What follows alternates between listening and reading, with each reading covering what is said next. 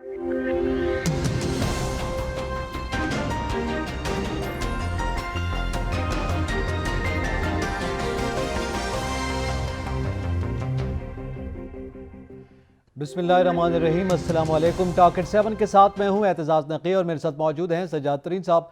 नाज़रीन, आज के प्रोग्राम में हम जिक्र करेंगे इस वक्त जो सियासी सूरत हाल है, बिलखसूस तहरीक अदम एतमाद को लेकर, और उसमें जो पेशरफ्त हो रही है उसका जिक्र करेंगे।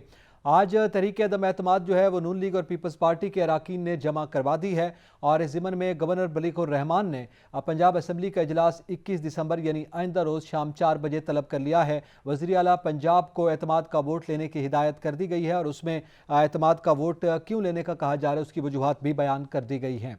इस हवाले से बात करेंगे। इसके साथ साथ एक जानिब तो ये सूरत हाल है, दूसरी जानिब स्पीकर पंजाब असम्बली जो है आज वो सामने आए जो PTI के रुकन है सिब्तैन खान। उन्होंने आकर ये कहा कि चूँकि इजलास इन सेशन था, इस दौरान तहरीक अदम एतमाद जमा नहीं करवाई जा सकती और ये एक गैर कानूनी मामला है। उसके बाद इजलास हुआ पाकिस्तान तहरीक इंसाफ का, और उसमें उनकी कानूनी टीम ने भी शिरकत की है, और अराकीन भी PTI के मौजूद थे, कोर कमेटी भी मौजूद थी। जिसके बाद फवाद चौधरी साहब ने आकर ये अनाउंस किया है कि काफ लीग हमारे साथ है, और मोनस इलाही साहब भी हमारे साथ बैठे थे मीटिंग में, और इस वक्त गो के ये इस पर कानूनी पेचीदगी मौजूद है और ये गैर आइनी अमल है जो करने की कोशिश की जा रही है। ताहम अगर वो ये कहते हैं कि वज़ीर आला पंजाब एतमाद का वोट ले तो हम इसका सामना करेंगे और काफ लीग हमारे साथ खड़ी होगी, तो आइंदा रोज़ जो है वो एतमाद का वोट लेंगे वज़ीर आला पंजाब। इस हवाले से हम बात करेंगे।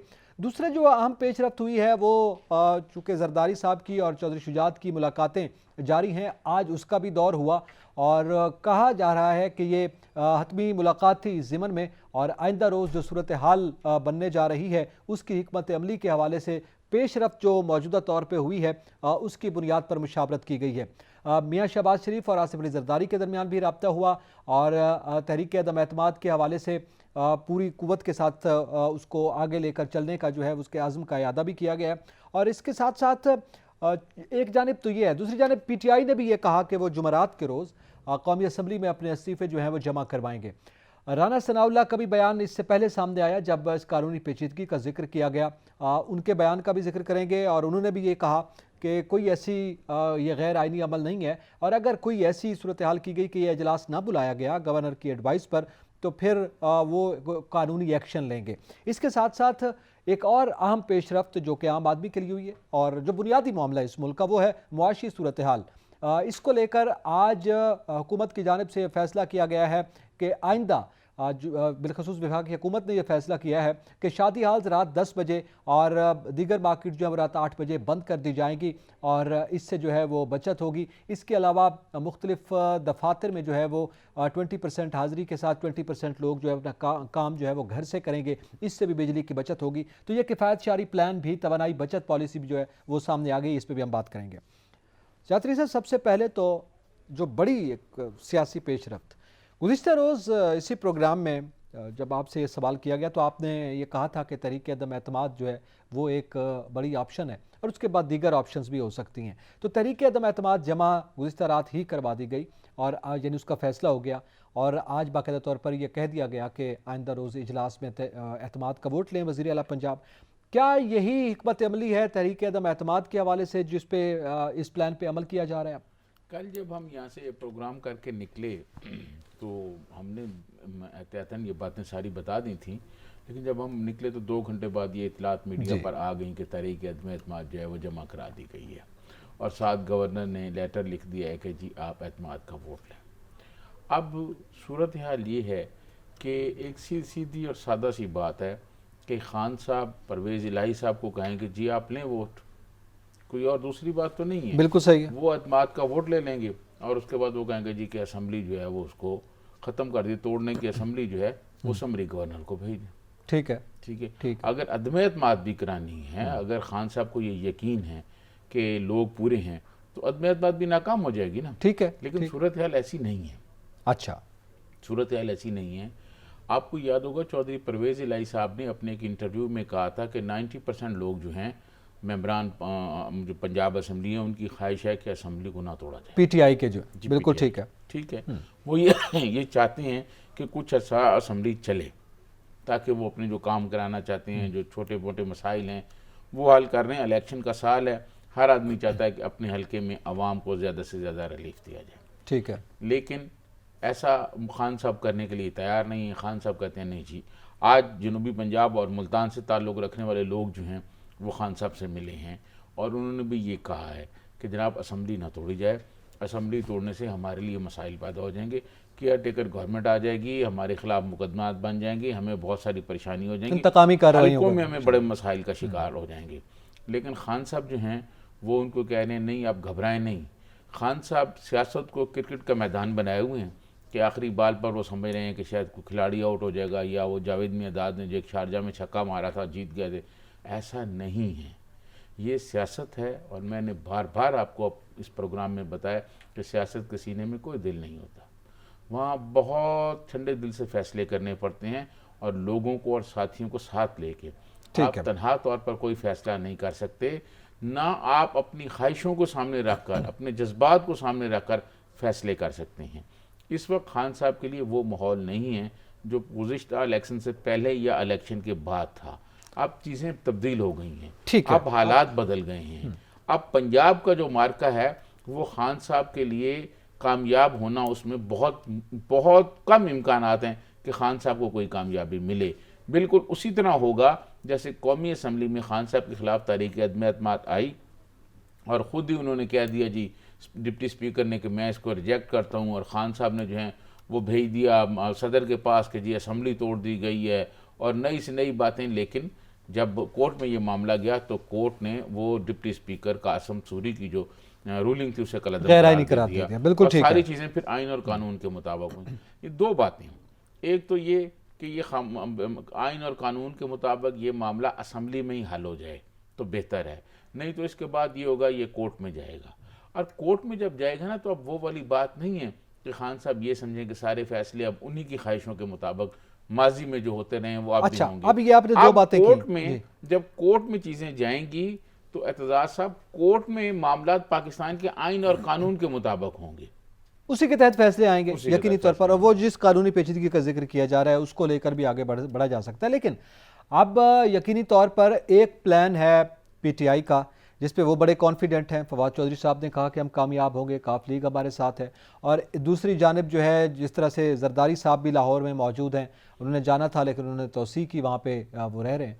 तो अब दूसरी जानिब हुक्मरान इत्तेहाद का प्लान है और जाहिर है उसमें जब वो एतमाद का वोट लेने की बात कर रहे हैं तो कुछ मेंबर्स उनके साथ होने चाहिए, उनके नंबर्स पूरे होने चाहिए। 180 है तो 6 का डिफरेंस है तो 6 लोग अगर वो पूरे कर लेते हैं और इधर से तोड़ लेते हैं।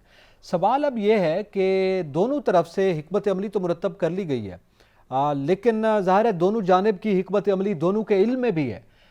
इसमें सारा मामला क्या, मैंने गुज़िश्ता रोज़ भी सवाल किया था, आज भी बात वहीं पे खड़ी है, चौधरी शुजात और परवेज़ इलाही पर नहीं रुका हुआ? नहीं, मैं समझता हूँ अब मामला नहीं रुका हुआ। आसफ अली जरदारी साहब जो है ना वो मैदान में उसी वक्त उतरते हैं जब उनको अपनी कामयाबी के इम्कानात बहुत ज़्यादा नज़र आ रहे होते हैं। ठीक है, वरना आपको पता है इससे पहले जब हमजा अदालत के ज़रिए हमजा को फारग किया गया, चौधरी परवेज़ इलाही चीफ मिनिस्टर बने, तो जरदारी साहब दुबई थे, दुबई से फिर आए भी सही तो बीमार हो गया, वो नहीं आए लाहौर। अब आसफ अली जरदारी साहब जो पहुँचे हैं तो उनको ये पता है कि अब आगे हालात क्या होने वाले हैं। वो उन हालात को देखते हुए वो लोगों को जमा कर रहे हैं और इस दफ़ा चीज़ें ज़रा मुख्तलिफ अंदाज में हो रही हैं, वो उस तरह नहीं हो रही जैसे पहले हुई थी। तो उनके लिए ये बात कि अब चीज़ें जो हैं वो खान साहब के हाथ से निकल रही हैं, खान साहब के लिए मसाइल बढ़ रहे हैं, खान साहब के लिए मुश्किलात बढ़ रही हैं।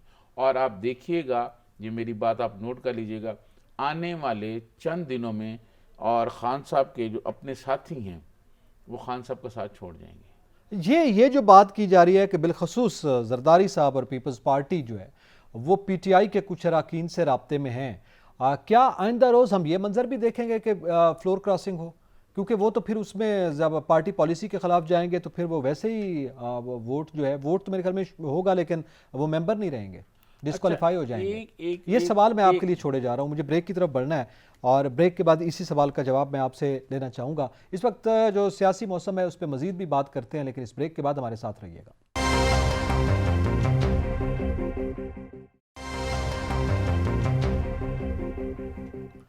वेलकम बैक नाजरीन। बात कर रहे हैं हम मौजूदा सियासी सूरत हाल, पंजाब का मैदान और तहरीक अदम एतमाद। वज़ीर आला पंजाब को एतमाद का वोट लेने का कह दिया गया है। ब्रेक से पहले मैंने ये सवाल ज़ादरी साहब आपके लिए ये छोड़ा था कि ज़ाहिर है ये सूरत हाल तो अपनी जगह पर मौजूद है, मगर अब जब ज़ाहिर है वो एतमाद का वोट भी लेंगे और दोनों जानिब से ये बात भी की जा रही है, क्या आप जिन ऑप्शंस का हम जिक्र कर रहे थे उसमें अब यही ऑप्शन है ना जिस पे फाइनली चीज़ें सामने आई हैं। लेकिन जो जरदारी साहब पीटीआई के अराकीन से रब्ते किए, उनको टास्क भी दिया गया और वो रब्ते कर भी रहे हैं, तो सवाल ये था कि क्या वो लोग भी अब उड़कर इधर आएंगे? कुछ उन्होंने कार्ड जो हैं वो अभी जेब में रखे हुए हैं।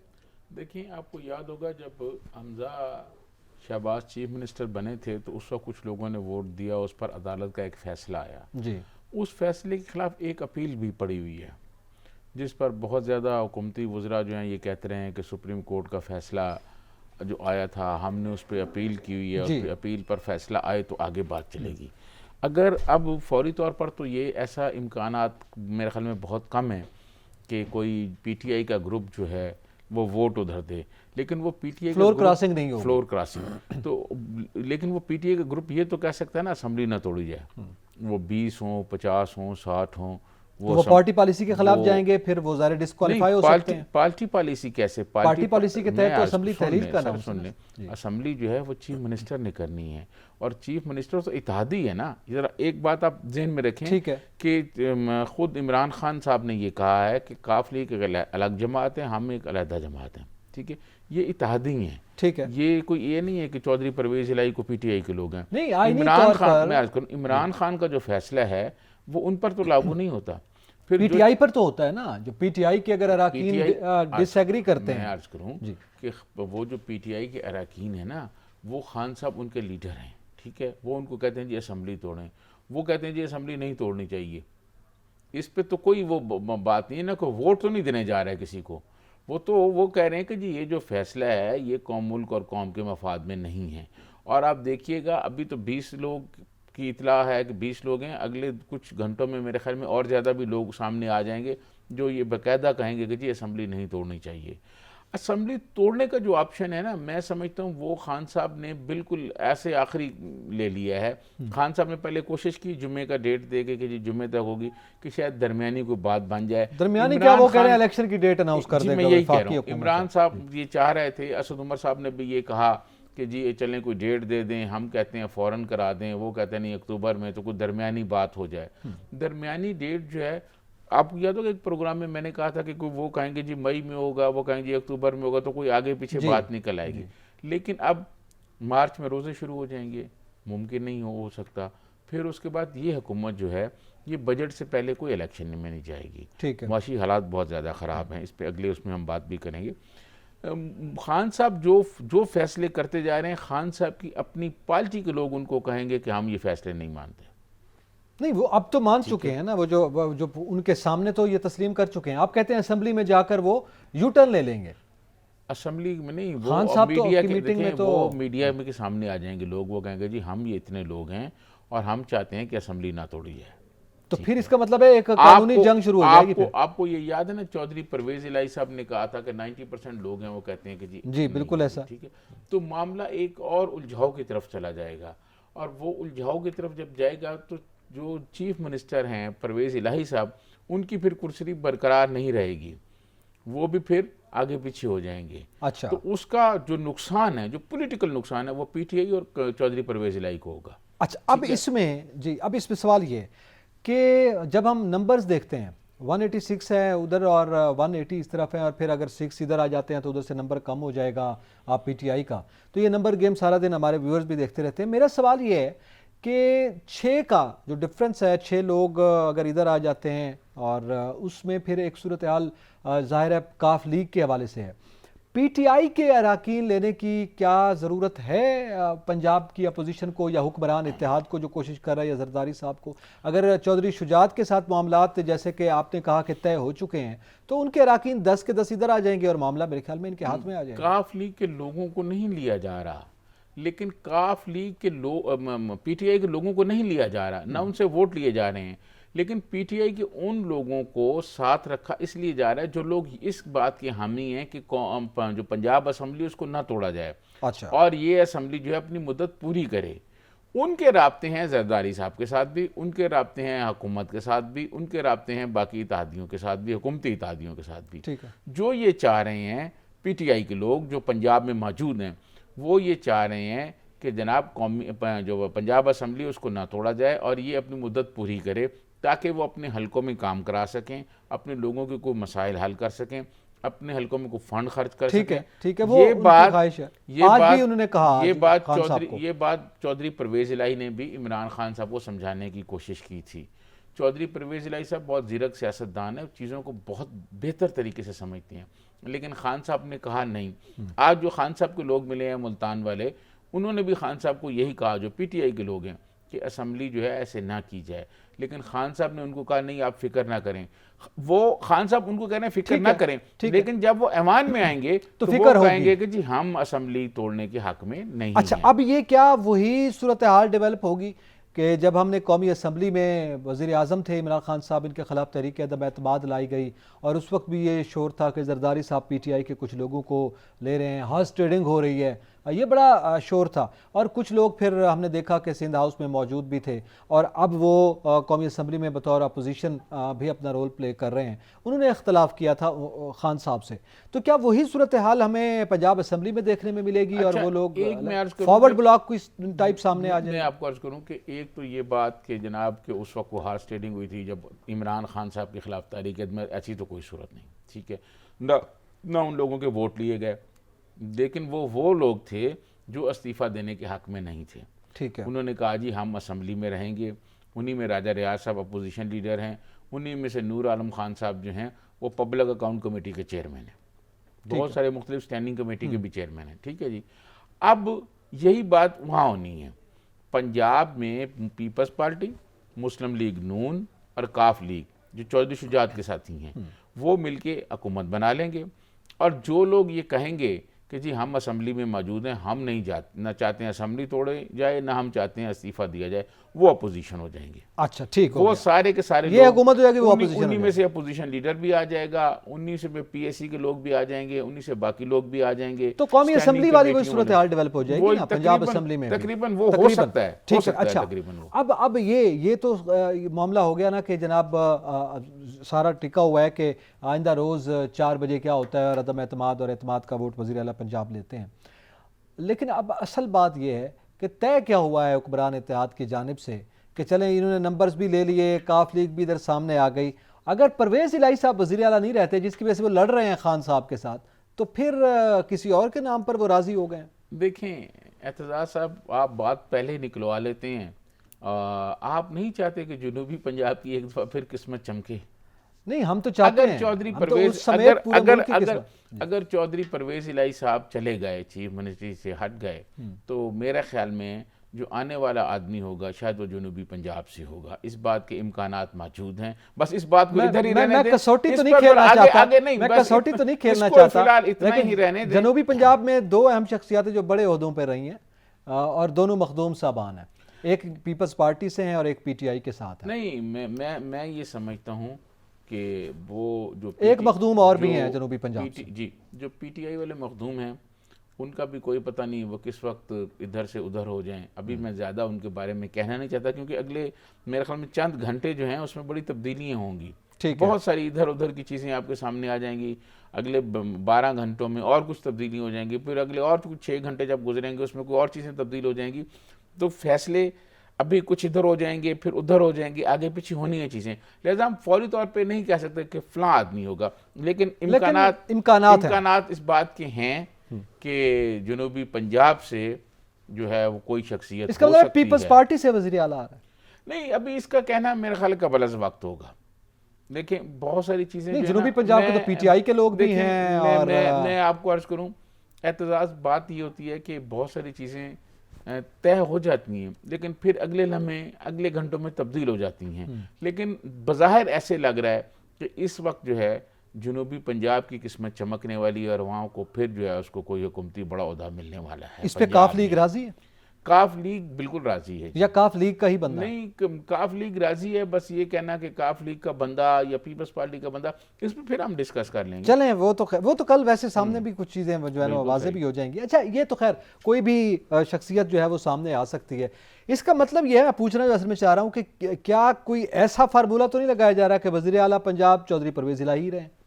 देखें, मेरा ख्याल में चौधरी पर आसफ जरदारी साहब शुरू में उनको रखना चाहते थे, लेकिन उनको उनकी जो बात उन्होंने की वो ये हो गया कि जी अगर हम खुद चौधरी शुजात साहब जो हैं, चौधरी शुजात बड़े वज़ादार आदमी हैं और उनके जरदारी साहब से बहुत बहुत ही गहरे ताल्लुकात हैं, गहरी दोस्ती है उनकी आपस में, और वो हम चाहते थे कि ये ठीक है कि अगर आप परवेज़ इलाही को रखना चाहते हैं तो फिर आप ज़मानत दे दें, क्योंकि पिछली दफ़ा जो परवेज़ इलाही साहब थे वो रात को जरदारी हाउस यहाँ इस्लामाबाद में दुआ खैर करके, मिठाई खा के, सब कुछ करके गए और सुबह वो तब्दील हो गए। वज़ीर आला तो उनको जरदारी साहब ने बनाया, चाहे वो जी, पीटीआई के ही बन गए उनका जी अगर उनको पीडीएम नामजद न करते तो इमरान खान ना करते। बिल्कुल ठीक है। तो अब वो थोड़े से उनसे घबराए हुए हैं कि ऐसा ना हो कि जी उनका कर दिया, तो उनका कोई ना कोई, वो कहते हैं जी शुजात साहब दे दें फिर इसकी गारंटी कि अगर लेकिन चौधरी शुजात का भी बयान इस पे है परवेज़ इलाही के हवाले से। जो चौधरी फैमिली है उनके अपने अंदर इख्तलाफात मौजूद हैं बहुत ज़्यादा, तो जो चौधरी शुजात साहब के बेटे हैं उनके और मोनस इलाही के आपस चौधरी सालेक और इख्तिलाफ- मोनस जी, इलाही, ठीक। तो वो नहीं चाहते कि अब परवेज़ इलाही हो।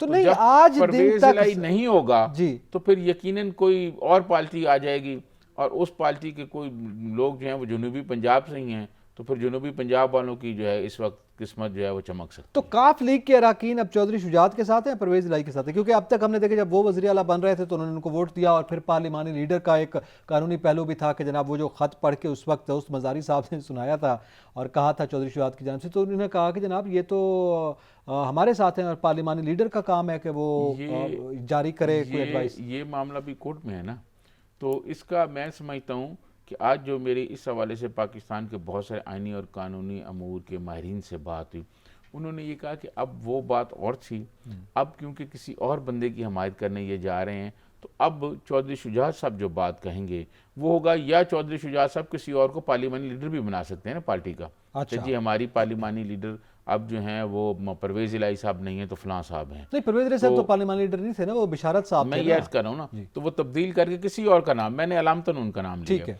तो वो किसी और का नाम ले सकते हैं और वो नामजद करें जी कि किसकी हमायत करनी है।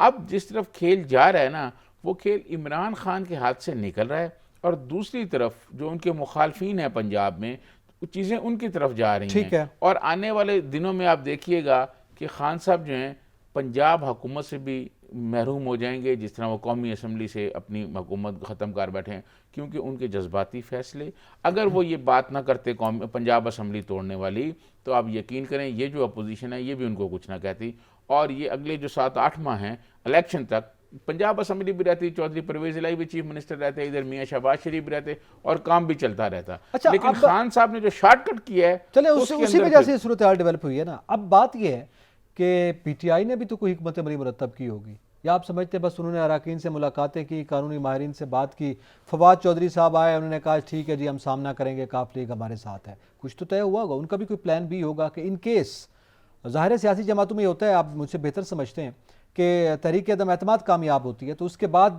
क्या खेलना है, कोर्ट का दरवाज़ा खटखटाया जा सकता है सेशन वाले मामले को लेकर। एतजाज़, मुझे ये पता था कि आप इस किस्म का सवाल करोगे।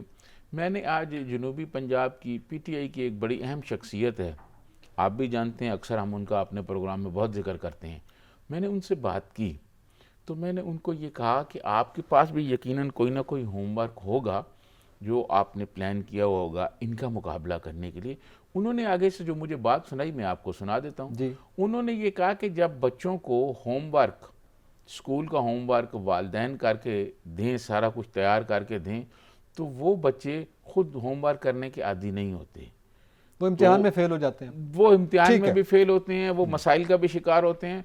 उन्होंने ये कहा कि अब तक, बड़े गुस्से में थे वो, उन्होंने भी ये कहा कि अब तक जो होमवर्क है खान साहब को वो कोई और करके देता रहा है, कि मरकज़ में हुकूमत बनानी है, कैसे बनानी है, पंजाब में बनानी है, कैसे बनानी है। खान साहब खुद भी कहते रहे ना कि बिल मंजूर कराने थे तो एजेंसियों को कहते थे, बिल्कुल ठीक है। उसने कहा अब काम खान साहब को खुद करना पड़ रहा है, तो खान साहब को तो होमवर्क की आदत ही नहीं है।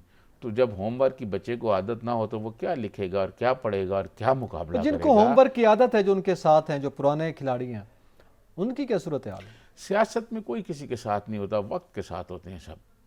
और जो सियासी कायदीन है ना, जो एक हमेशा इक़्तिदार में रहने वाले लोग हैं, वो सिर्फ ये देखते हैं कि इक़्तिदार का सूरज किस तरफ जा रहा है, और जिस तरफ इक़्तिदार का सूरज चमकने वाला होता है वो लोग पहले वहाँ चले जाते हैं। ठीक है। तो ये बात खान साहब ने जो की है, आप यकीन कीजिएगा ये खान साहब की सियासत को नुकसान होगा, पीटीआई को नुकसान होगा, और आप देखिएगा आने वाले अगले 2-3 महीनों में, इससे शायद पहले ही, पीटीआई की बहुत सारी अहम शख्सियात पार्टी छोड़ के वो दूसरी पार्टियों में चले जाएंगे, और बहुत सारे लोग जो मुख्तलिफ पार्टियों के राब्ते में हैं, ठीक है, वो पीटीआई के, मुझे परिंदे उनका उड़ना शुरू हो गए हैं, नाम आप ये भी समझते पता हैं। है। ठीक है। मुझे ये भी पता है कि कल रात आसफ अली जरदारी साहब को पीटीआई का कौन कौन बंदा मिला है, क्या खान साहब को नहीं पता होगा? बिल्कुल, खान साहब के यही साथ मेरा सवाल था। आने वाले आप दिनों ये में कह रहे हैं आशियाने तब्दील होंगे। आने वाले दिनों में खान साहब के साथ जो मुझे लगता है वो फवाद चौधरी साहब होंगे, और मुराद सईद साहब होंगे, और वो शहबाज गिल साहब होंगे, ऐसे लोग जो हैं वो। अच्छा, चलें, आपने नाम ले दिया तो इशारतन आपने बिटवीन द लाइंस बात भी कर दी। अब सवाल ये है कि ये होमवर्क जो खान साहब को तो अब कोई करके नहीं दे रहा, हुक्मरान इत्तेहाद को करके कोई दे रहा है? देखें, बात यह है कि हुक्मरान इत्तेहाद को होमवर्क करने की इसलिए ज़रूरत नहीं है इत्तेहाद कि उन्होंने पहले कौमी असम्बली में, एक आपके सामने टेस्ट है ना, कौमी असम्बली में उन्होंने जो होमवर्क किया, और जरदारी साहब जिस तरह मिले, देखें लोग कहते हैं जी आसफ जरदारी ने जो है वो पैसे दिए हैं, ये इल्ज़ाम है ना जी। आप मुझे ये बताएं क्या अख्तर जान मैंगल जो हैं, जो national party, Balochistan national party के हेड हैं, उनको या भूटानीज ग्रुप को ये उनको वो पैसे लेंगे आसफ जरदारी साहब से? नहीं, पैसे तो वो नहीं दे रहे, मैं तो ये कह रहा हूं होमवर्क कोई डिजाइन बना के दे रहा है। मैं आपको अर्ज करूं तो ये आसफ अली जरदारी साहब ने जब इस्टेब्लिशमेंट ने ये कहा हम न्यूट्रल हैं, तो उन्होंने कौमी असम्बली में भी अदम एतमाद पेश कर दी, और 4 महीने का होमवर्क लगाते रहे। और खान साहब तो अभी कह रहे हैं ना कि जब मैं उनको कहता था बाजवा साहब को, तो वो कहते थे नहीं हम तो तसलसल चाहते हैं, हम न्यूट्रल हैं, हम तसलसल चाहते हैं। तो वो आई अदम एतमाद, और अदम एतमाद जो है वो कामयाब हो गई। इसी तरह इन लोगों को बहुत एक्सपीरियंस है, इनको पता है अपने एक्सपीरियंस की बुनियाद पर आप कह रहे हैं, एक्सपीरियंस की बुनियाद पे कि पंजाब में कौन आदमी है, किस आदमी की क्या जरूरत है, किस आदमी से कैसे बात करनी है। कोई और होमवर्क करके नहीं दे रहा, कोई होमवर्क नहीं। चले, इस पे एक सवाल है, वो फिर अभी चूंकि हमें ब्रेक की तरफ बढ़ना है, इस पे भी बात करते हैं। और फिर जिस कानूनी पेचीदगी का जिक्र था, वैसे उसकी अब कोई उस तरह से अहमियत नहीं रही अगर वो तरीके अदम एतमाद का मुकाबला कर रहे हैं, लेकिन उसका जिक्र कर देते हैं कि वो क्या आइंदा दिनों में भी पेश आ सकती है कि नहीं। यहाँ पे वक्त तो एक ब्रेक का, हमारे साथ रहिएगा।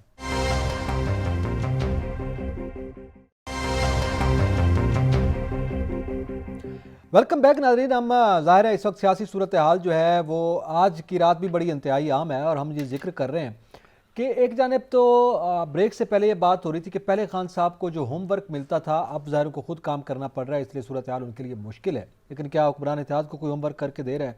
तो उस हवाले से हम बात कर रहे हैं। नाज़रीन साहब, आपने कहा इनको, ये खुद एक्सपीरियंस लोग हैं, इनको कोई होमवर्क करके नहीं दे रहा और ना ही इनको ज़रूरत है, ये खुद गेम करना भी जानते हैं और सियासत के दाव पेच से भी वाकिफ़ हैं।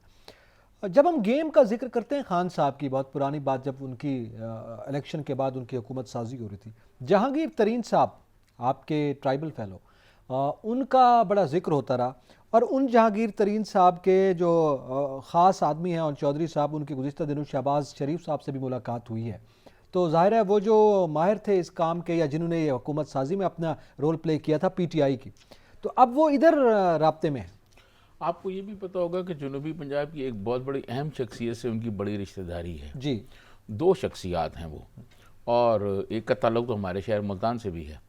तो आपको ये पता है कि वो जहांगीर तरीन साहब और उनके राब्ते भी हैं और मामलात भी हैं, और जहांगीर तरीन साहब जो हैं चीनी स्कैंडल के बाद खान साहब से बहुत ज़्यादा नाराज़ भी हैं, फिर वो दूरियाँ बढ़ीं।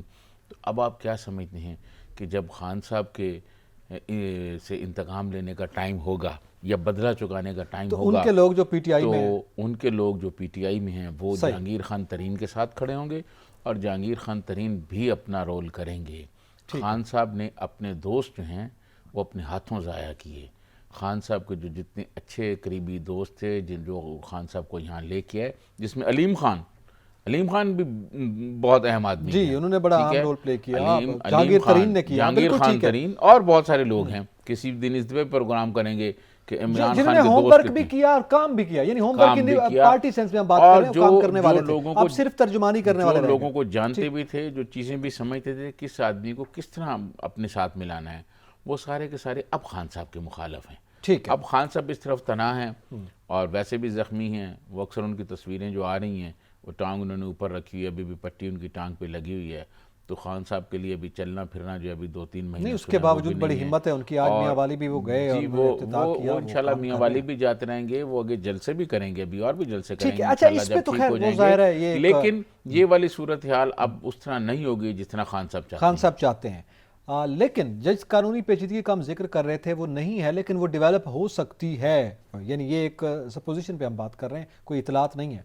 लेकिन चूंकि कानूनी पेचीदगी तो है कि इन सेशन और इजलास तरीके अदम एतमाद जमा हो सकती है, नहीं हो सकती। अगर ये फेल होते हैं तो ये भी कोर्ट का रुख कर सकते हैं कि इसको चैलेंज कर सकते हैं बजाते खुद अदम एतमाद या इस सेशन को, और अगर वो होते हैं तो फिर वो भी देख सकते हैं। तो इस पर हम बात करें, लेकिन PTI की हिकमत अमली तो ये हो सकती है कि वो कोर्ट में जाए। हुक्मरान की जमात की क्या हिकमत अमली है कि अगर ऐसी सूरत हाल होती है, इसको ना मानती PTI, तो फिर इस पर क्या हो सकता है या आइंदा दिनों के। राना सनाउल्लाह साहब ने आज बात की है और उन्होंने अपने अंदाज में ही बात की है, ज़रा सुन लेते हैं उन्होंने क्या कहा है। जी सुनाइएगा। ये स्पीकर साहब का जो स्टांस है ये गलत है, रूल्स और आइन के ख़िलाफ़ है। गवर्नर जो है वो इजलास बुला सकता है, और अगर कल 4 बजे इजलास न हुआ और चीफ मिनिस्टर ने इतमाद का वोट ना दिया तो he will cease to be in the office of chief minister. जोड़ी साहब की दुहाई जो है वो पूरे मीडिया पे चली है।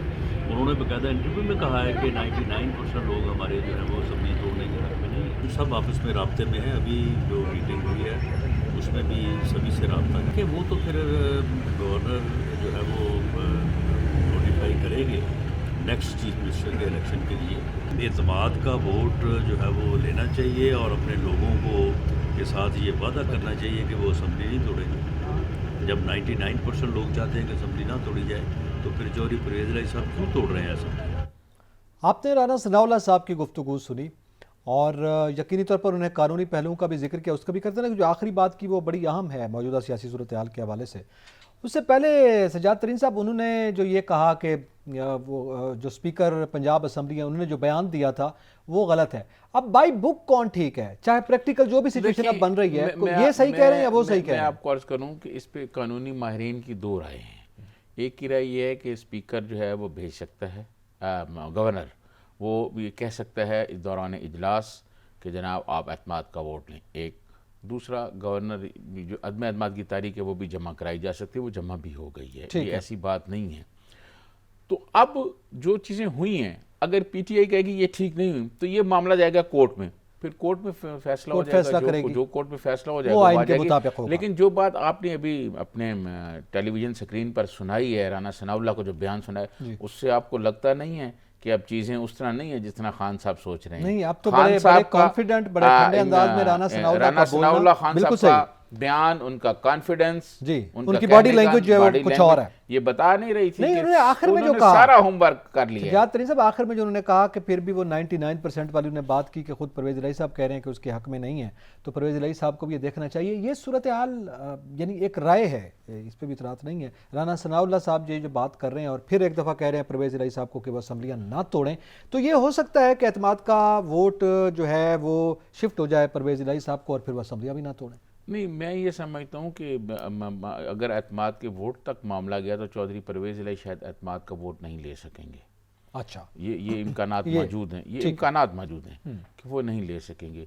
और ये भी इम्कान मौजूद है कि अगर मामला एतमाद के वोट तक आता है तो शायद उससे पहले चौधरी साहब वैसे ही रिज़ाइन कर दें कि जी मैं वैसे ही जा रहा हूँ। वो जो एक और ऑप्शन हम डिस्कस कर रहे थे, अगर वो देख लें कि जनाब कि अब एतमाद का वोट नहीं ले, क्योंकि एतमाद का वोट बहुत मुश्किल है, वो नहीं हो सकेगा।